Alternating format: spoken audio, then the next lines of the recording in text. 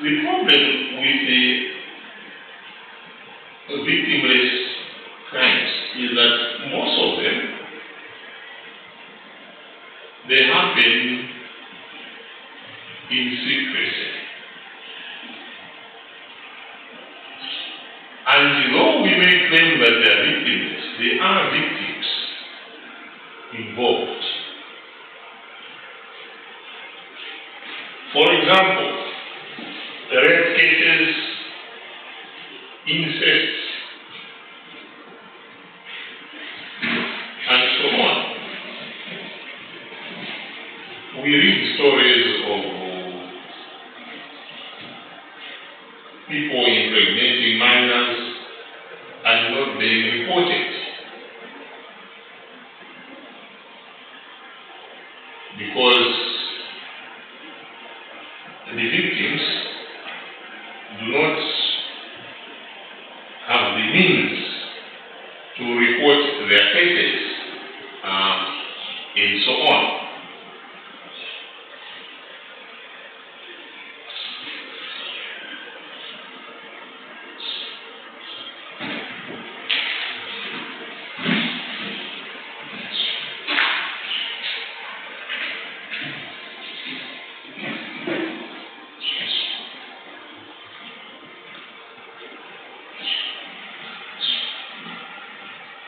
There are a lot of hidden factors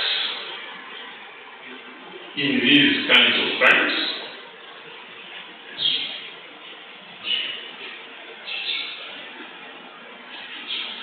It's very difficult to establish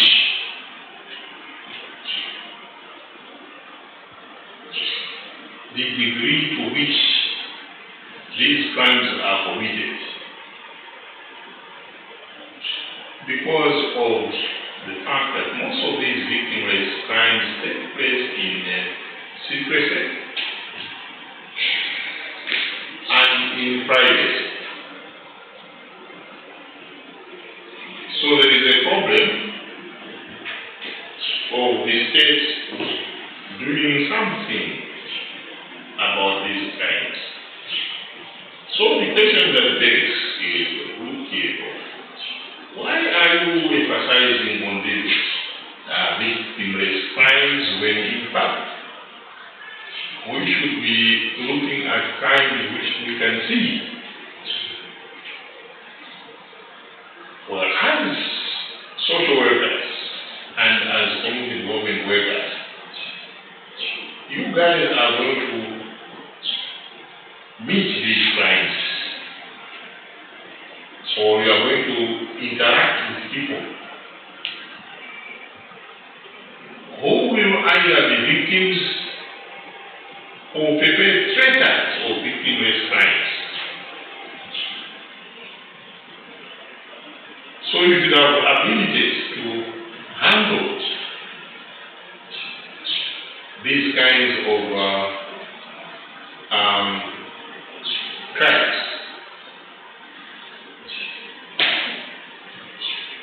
Because some of them, although seemingly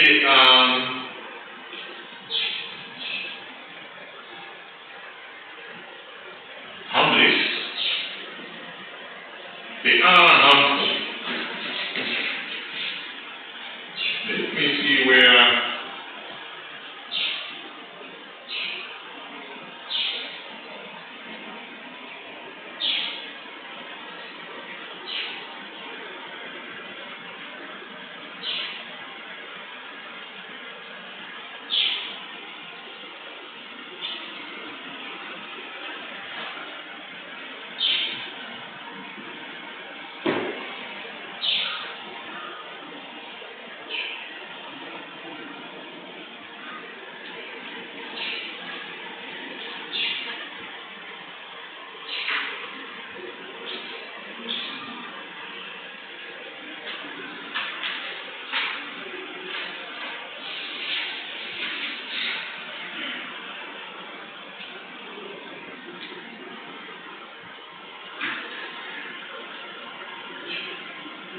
the problems arise.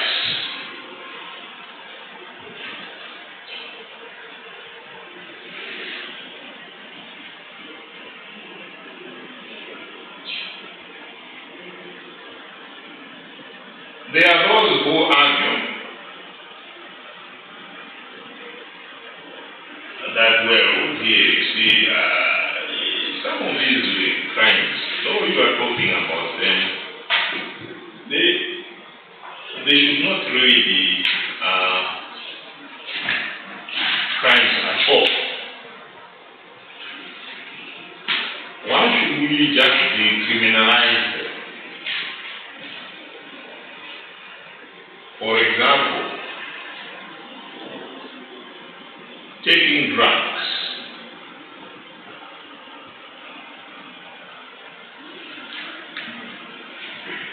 How many of who belongs to Rastafari society here? Or who has come across Rastafarians? What do they say about weed? They claim that weed is a healthy health.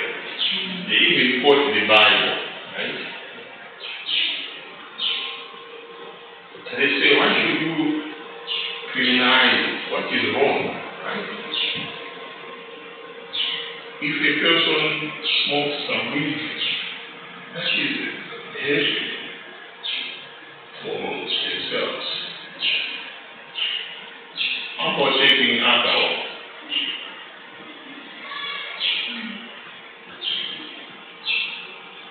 What do people quote?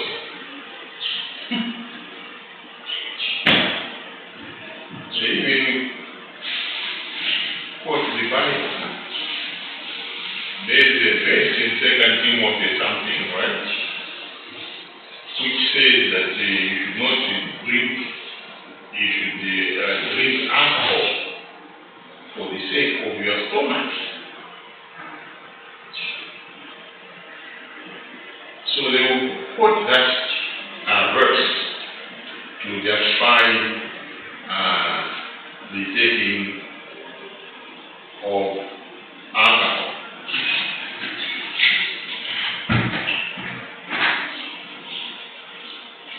Those who favor decriminalization also point to experiences in those countries which permit activities such as recreational drugs use for prostitution. That, well, if you take a bit of chamba, you feel good. So why should you discriminate against it? Well, firstly, they claim that the presence of public order crimes encourages a climate of general disrespect for law. Many individuals choose to violate public order laws because they are easily violable and there is no victim to complain. This encourages disrespect for the law, including disrespect for the law involving crimes and victims. So, the argument there is, look, if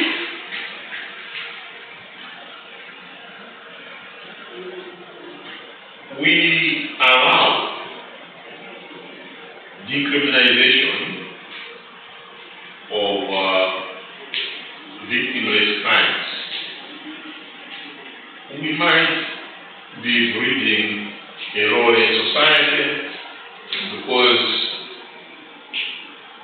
people engaged in these kinds of crimes may not necessarily respect laws. If you are driving under the influence of alcohol, I doubt whether you will be respecting speed limits. You will be thinking that everything is under control.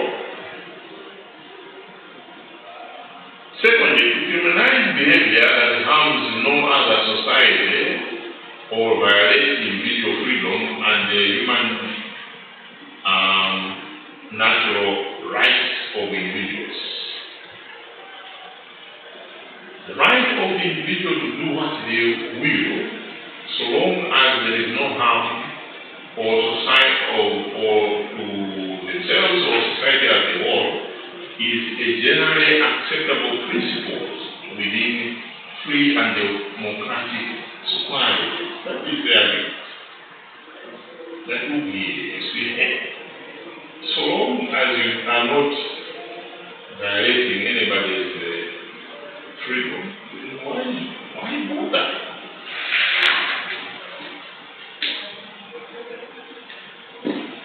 But the argument is, okay, there is a moral catch there. Some of these are harmless crimes. They infringe on the moral fabric of society. A society is made up of certain moral principles. So if we say, okay, we should not infringe on some of these rights of people, we may be breeding a society which may not be very moral. For example, you expose a child to pornography. A child seeing some pornographic pictures may not necessarily cause immediate harm to the child, right? But what do you think will happen to the child in the long run? That is the question that you may ask yourself.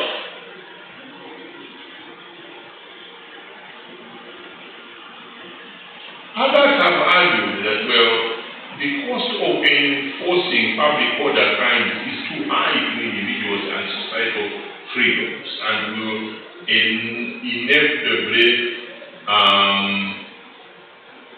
result in coercion, force, brutality, usurpation of democratic processes, and so on and so forth. Yes, the cost might be high, and indeed it might be infringing on people's freedoms and so on and so forth. But look at the long-term costs to society.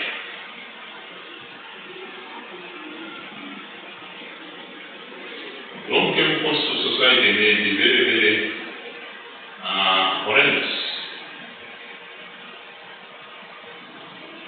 So, much as you would say, okay, fine, we would think that we should not be closing pubs at a certain time and so on and so forth, because after all, people have got the freedom to drink and things like that. But look at the cost of the carnage on the roads.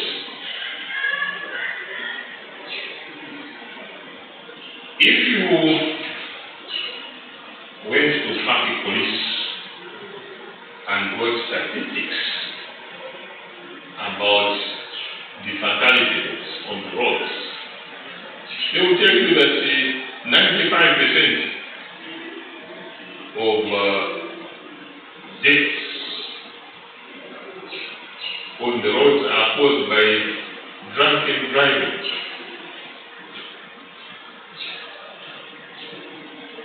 So, the mere fact that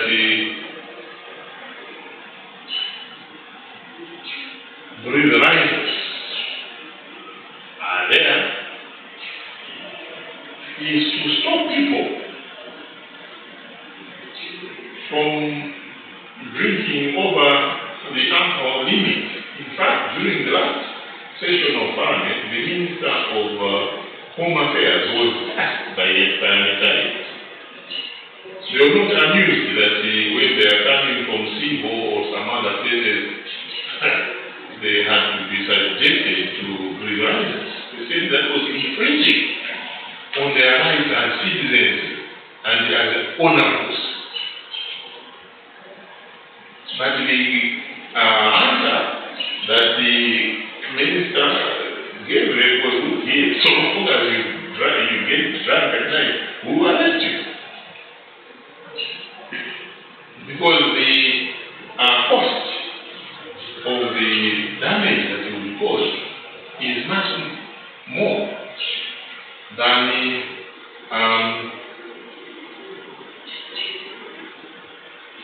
respecting your rights.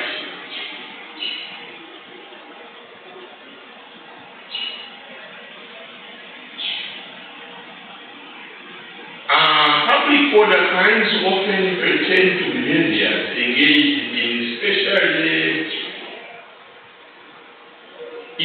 especially by discernible classes of individuals in society, the racial minority, youth and people, and so on. So you might say, okay, fine, I mean, these crimes are crimes by minority, by youth, and by poor people, so why should we be concerned? We should be concerned because minority races are also people and they have their own needs. The youth are people and they also have their own needs. The poor are people and they also have their own needs. So, if we ignore their rights, if we ignore their needs, then we will be inviting trouble for ourselves.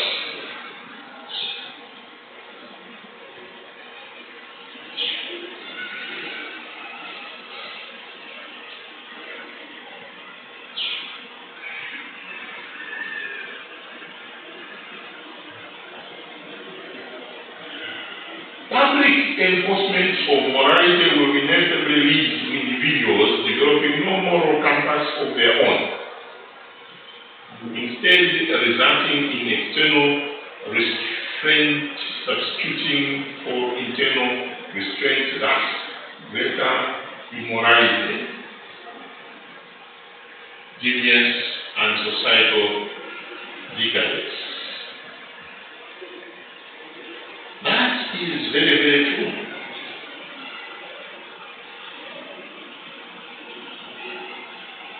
Because if you ignore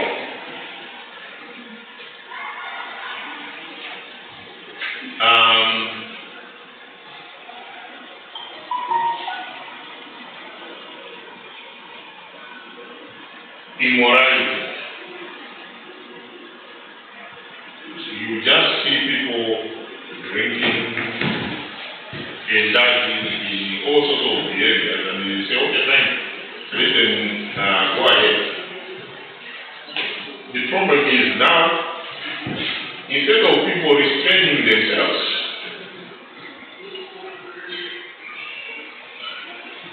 it will be the community, the government now, spending more time in trying to restore law and order.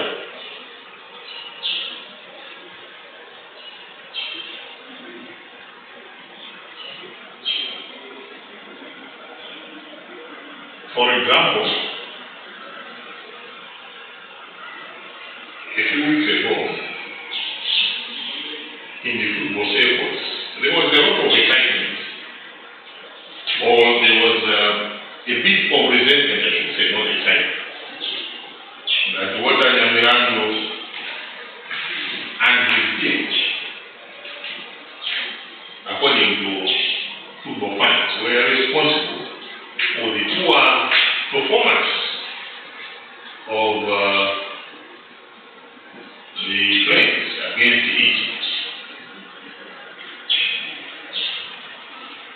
So they carried some placards saying that what an land is law and things like that. That was tolerated. Then there was a match between Nyansa Bullets and Wonders. The charity shield.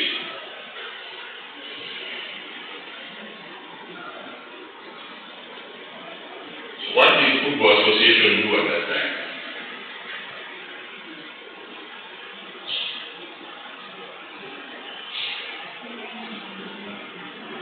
So there are no football fans in it. They warned the people that no one should carry placards. Why they did that was because of this, right? That if you tolerate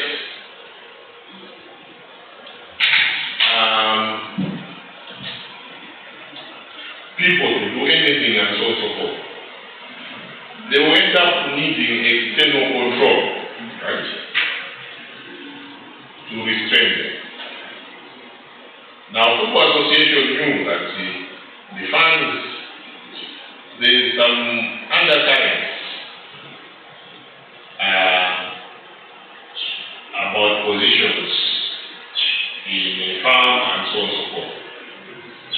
So to allow placards and so on and so forth, people may have their grievances, but they have to use the proper channels and so on.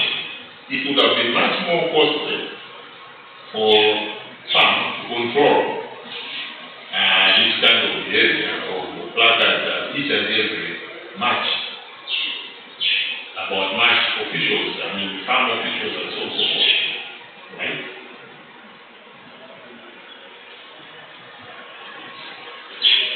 Arguments, so those were arguments in favor, arguments against.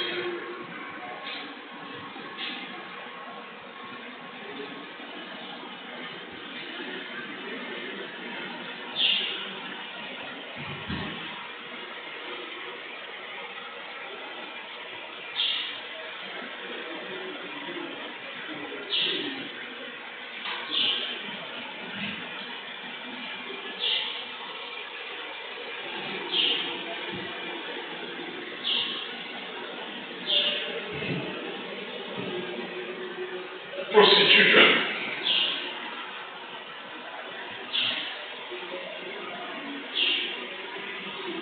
Some people have argued that prostitution is not a victimless crime. Why? Because they claim that, well, in this business, there is consent. Something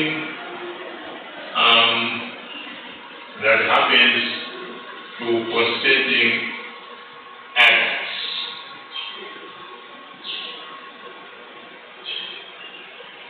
Prostitution is listed among the crimes some refer to as victimless or consensual crime because no one present at the crime is unwilling. But the research shows that that may not be the full picture of prostitution. In most countries, prostitution, that is exchanging money for sex, among others, is legal. For example, in Paris,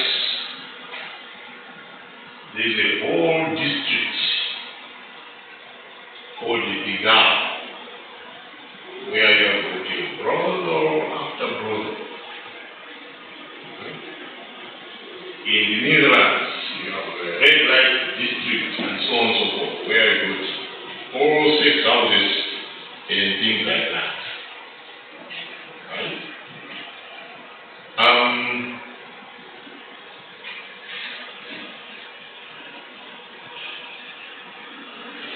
But shall see, research has shown that that is not exactly true.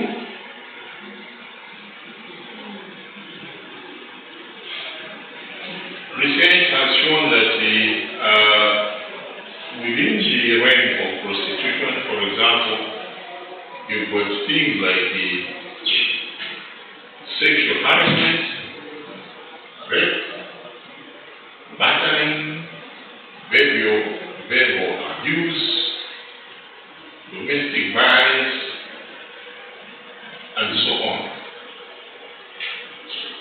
There is a case that the Malawi government is now engaged in concerning some girls who thought that they were going to Yemen to work as domestic servants. But what has happened there is that they found themselves working more or less as sex slaves. And unfortunately, they cannot come back to Malawi because sex slavery is illegal in Yemen. So these guys, they went to Yemen thinking that, well, they would work as domestic servants because the laws in Malawi do not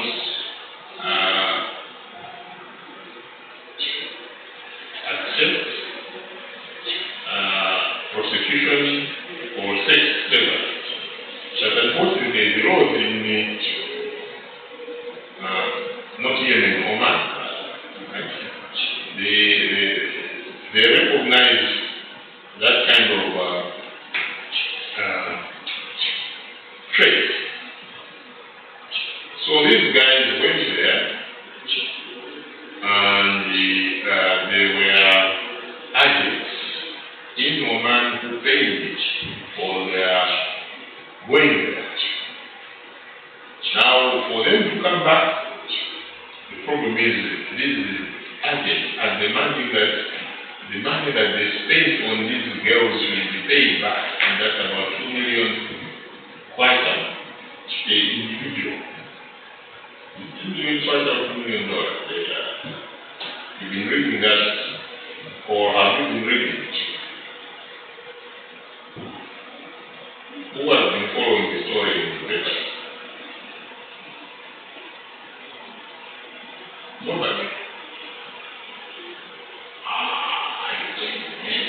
I always bring papers into the library. Even the librarian are not ready. In the last part, not last part, somewhere here, he posed a question to government recently, was it last week, saying that there was 400 million kwacha that was supposed to be paid to repatriate these girls. What happened? That money was given to the dogma, and the dogma replied to say that no, that treasury has released that money, right? So that these girls will now be repatriated. Right? So the argument that, well, this is between consenting individuals, that does not hold water, right? Because certain circumstances may dictate that what is happening is not really consent, right? When you ask most of these girls who go into prostitution, right? They will not say that they are there because they are enjoying the act. They claim that they are there because they don't have any other means of survival. Right?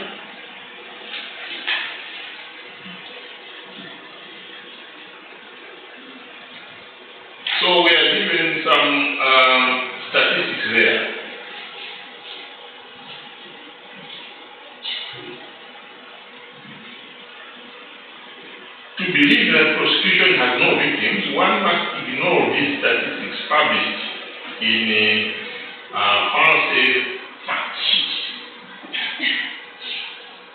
These statistics are very staggering.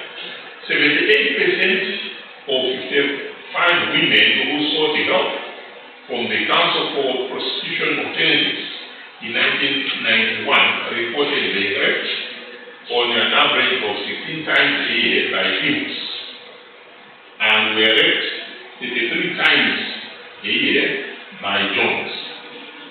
So these are guys who have got a thief is someone who is hired by these four girls, right, to be asking for clients, right? But in the process, these pimps end up raping the girls, right, according to these statistics. 62% reported having been raped in prostitution, and 73% reported having experienced physical assault in prostitution, and 72% were currently or formerly homeless. 92% stated that they wanted to escape prostitution immediately. 92% stated that they wanted to escape, 83% of prostitutes are victims of assault with weapons, and 75% of women in escort prostitution had attempted suicide, and 67%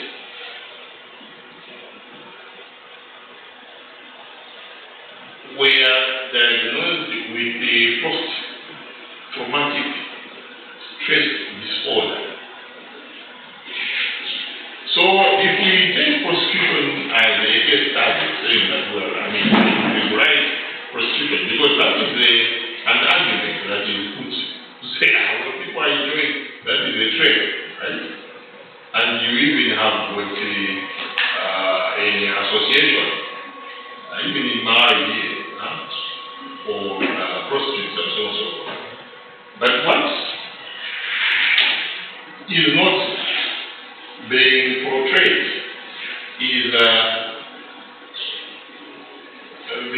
criminality or the crimes that goes behind the trade. That not everything is roses.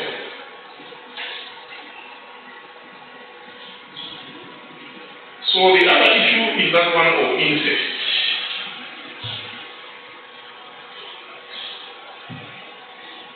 The study shows that a lot of girls who go into prostitution is as a result of incest or sex with the relatives.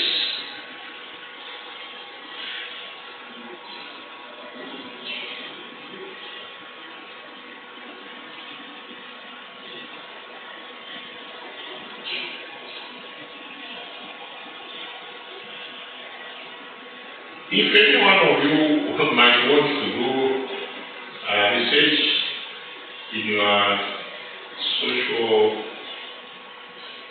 work class or community development, you will agree with me that that is a very, very common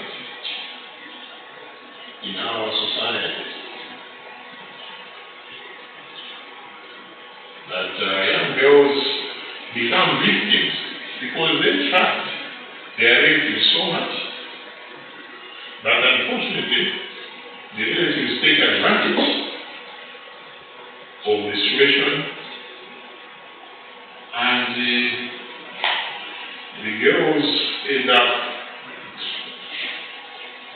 in prosecution prostitution later on. In 1991, we were doing research to set up the National Council for Youth to replace the Marian pioneers. And sexuality was one of the issues that we were looking into.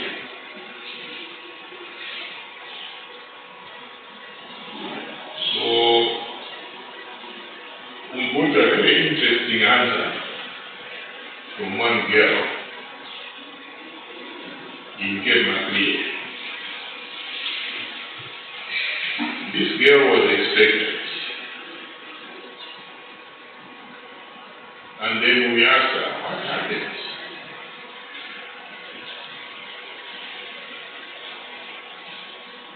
And she answered, the answer that she gave us shocked us somewhat.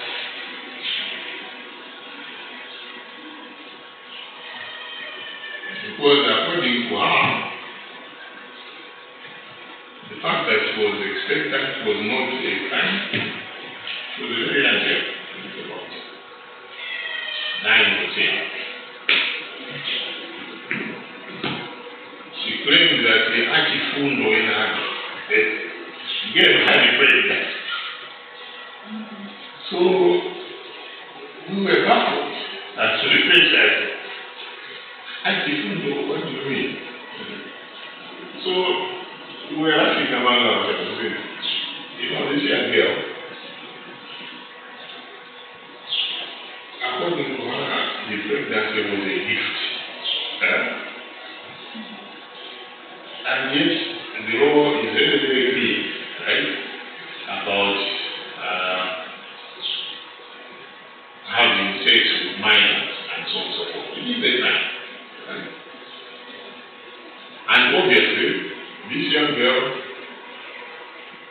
assuming she safely gave birth, what do you think would happen? What do you think happened?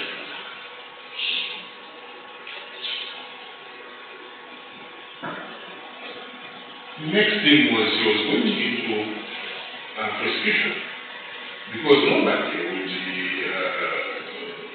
at that age married.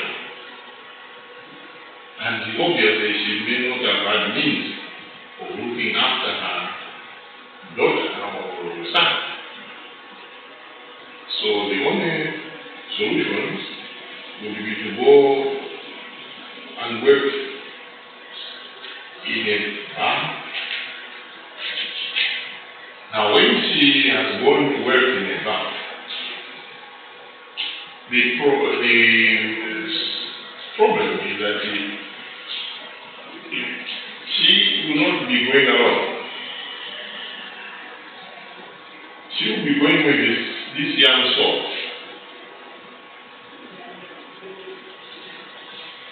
And this young soul will now be exposed to life in a bar. So what would you expect of this young soul as well? So the problem compounds itself.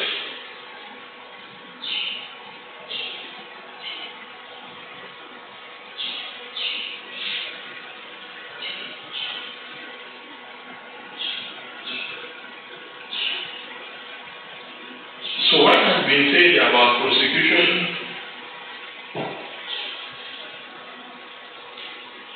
prostitution can also be said about drugs.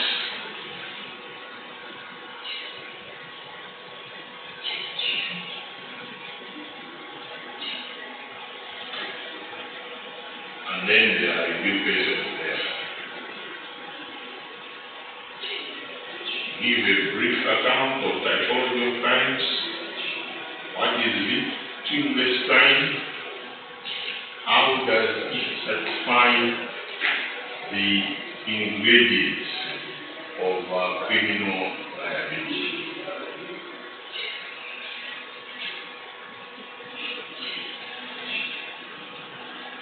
Is prostitution a victimless crime? should it be criminalized?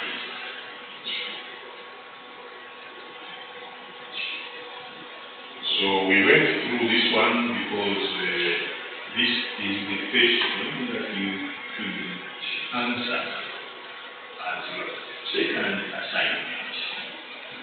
Is prostitution a victimless crime? Should it be criminalized?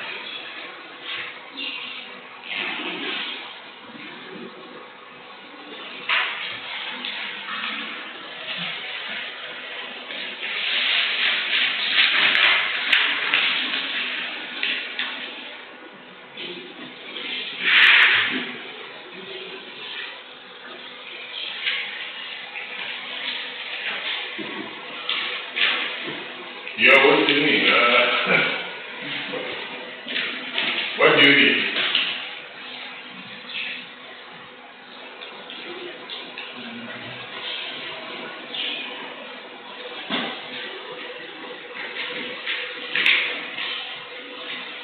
Should it be criminalized or not?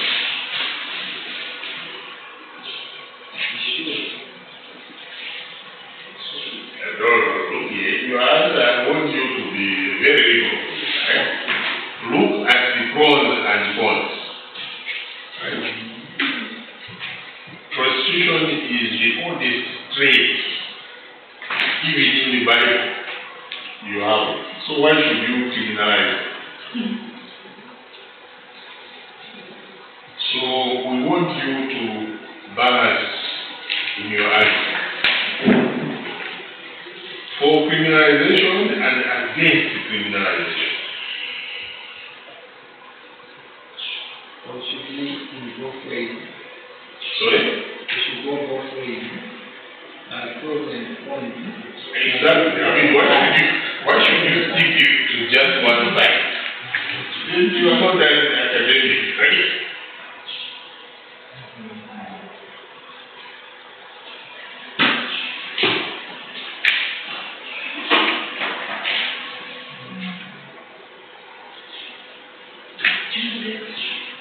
Due date a week before the final exam.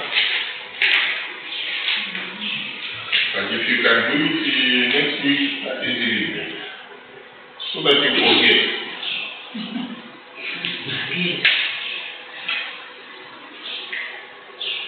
And all the arguments in the notes that you already have are there. All I want you to do is write that in your own words, in your own arguments. Don't just get that and then paste it to your head.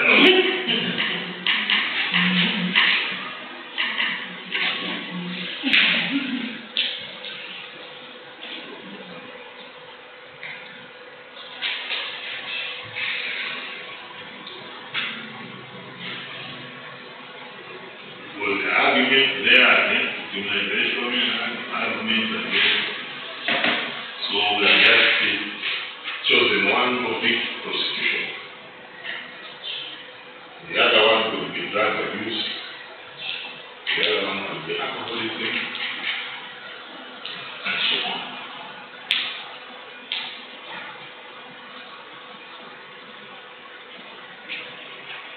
Yeah, so we had gone into that one in detail because of the fact that we wanted the assignment to be that this prime topic. Any questions so far?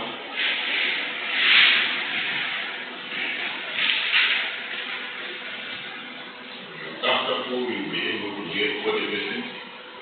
Well, the idea is this assignment, you should be getting 40% so that when you get the 10% in your exams, you'll pass.